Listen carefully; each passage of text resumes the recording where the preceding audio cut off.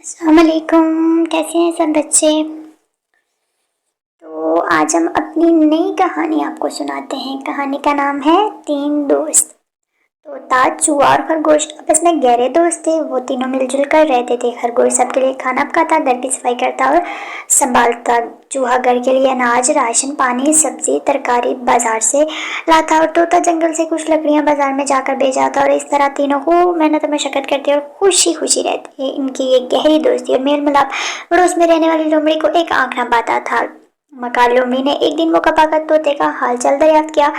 ہم لوگ خوب مزے سے اور خوش ہیں، طوطے نے جواب دیا۔ ہاں بھائی، تو ہی ہے جو اتنی زیادہ محنت کرتا ہے، دن بھر جنگل میں لکڑیاں اکٹھی کرتا ہے پھرتا ہے، اور تیرے دونوں ساتھی گھر بیٹھے آرام سے موج مستی کرتے ہیں۔ طوطے نے کہا، نہیں نہیں، وہ دونوں بھی خوب کام کرتے ہیں۔ کیا ہاں کام کرتے ہیں؟ چوہا ذرا سا پانی بھر کر لاتا ہے، دوڑ کر بازار سے تھوڑی سی سبزی لا کر دن بھر گھر میں پڑا لیٹا رہتا ہے۔ خرگوش صبح اور شام روٹی پکا لیتا ہے اور دن بھر چوہے کے ساتھ مل کر گپیں ہانکتا رہتا ہے۔ بس بیوقوف تو ہے طوطے بھائی، جو دن بھر مارا مارا پھرتا رہتا ہے، جنگل سے لکڑیوں کا گٹھا بنا کر بازار لے جاتا ہے اور اسے بیچ کر پیسے لاتا ہے۔ تجھے تو پورا دن کام کرنا پڑتا ہے۔ لومڑی نے مکاری سے کام لیتے ہوئے طوطے کو اپنے جان سے میں لینے کی کوشش کی۔ طوطا بولا، نہیں نہیں، ایسا ہرگز نہیں ہے۔ اچھا ٹھیک ہے۔ اتنا بول کر لومڑی اپنے راستے چلی گئی اور طوطا لکڑیاں لینے جنگل چلا گیا۔ اس کے دل میں خیال آیا کہ لومڑی صحیح کہہ رہی ہے، کام کاج تو میں ہی چیز زیادہ کرتا ہوں۔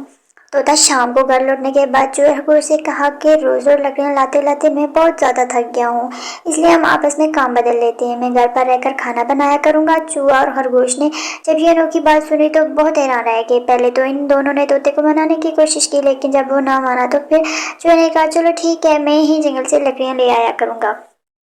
دوسرے دن چوہا لکڑیاں لانے جنگل چلا گیا۔ شام ہوگی لیکن چوہا گھر واپس نہیں آیا۔ خرگوش کو بہت فکر ہوئی۔ اس نے کہا کہ چلو طوطے بھائی، چوہے کو جنگل میں تلاش کرتے ہیں، تم گھر پر ہی رہو، میں خود جا کر دیکھتا ہوں کہ چوہے کو دیر کیسے ہوگی۔ طوطے نے کہا۔